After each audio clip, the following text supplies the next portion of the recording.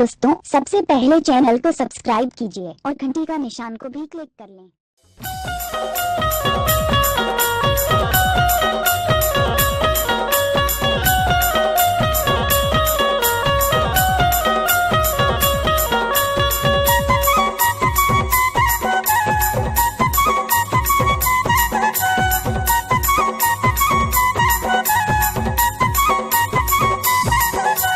नदिया के तीर मापी पर तरी हो।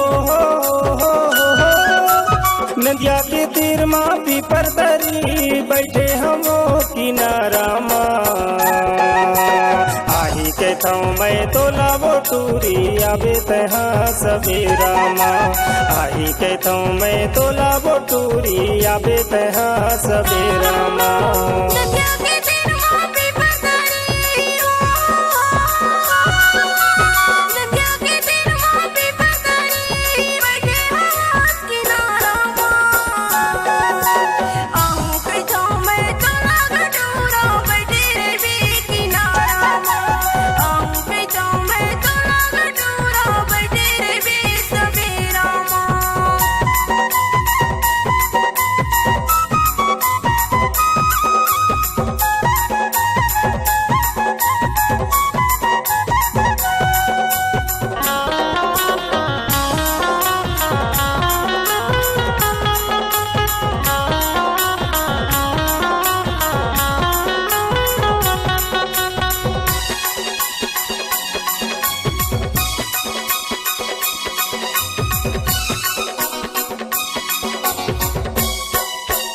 छाया ला देख के तहा टूरी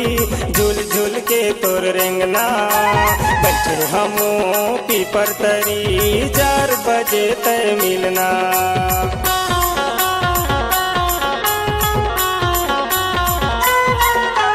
छाया ला देख के तहा टूरी झूल झूल के तोर रेंगना बैठे हमो पीपर तरी 4 बजे तय मिलना बैठे हमो पीपर तरी 4 बजे तय मिलना नदिया के तीर माँ पीपर तरी हो। नदिया के तीर माँ पीपर तरी बैठे हमो किनारा आही के थौ मैं तोला वो टूरी आबे तहा सवेरा आही के थौ मैं तोला वो टूरी आबे तहा सवेरा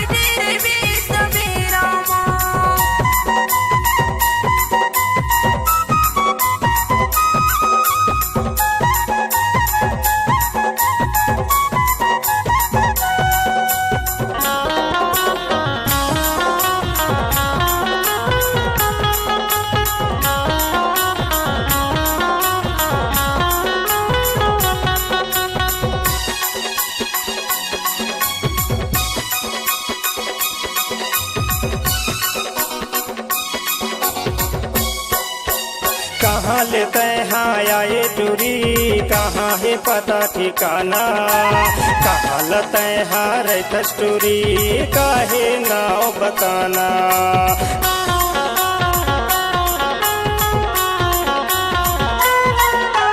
कहाँ लेते हाँ आए टूरी कहाँ है पता ठिकाना कहाँ लेते हाँ रहता स्टोरी काहे नाव बताना कहाँ लेते हाँ रहता स्टोरी काहे नाम बताना नदिया के तीर माँ पीपर तरी हो नदिया के तीर माँ पीपर तरी बैठे हम किनारा आही कहता मैं तोला वो टूरी आवे तहाँ सवेरा आही कहता मैं तोला वो टूरी आवे तहाँ सवेरा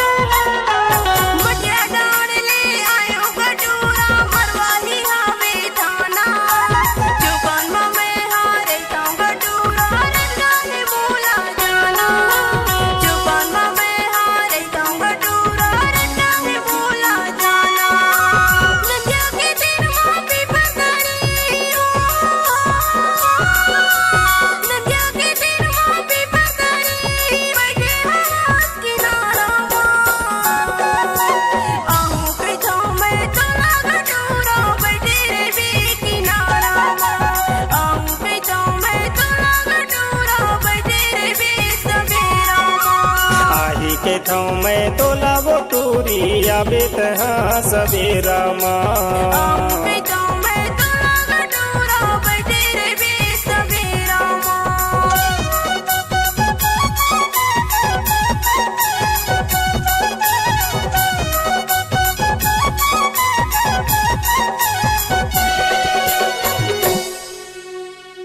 अपनी मधुर आवाज को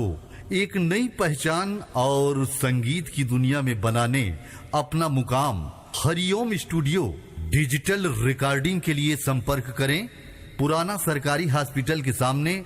शुक्ला बिल्डिंग कंवरधा। हमारा मोबाइल नंबर है 7389765421।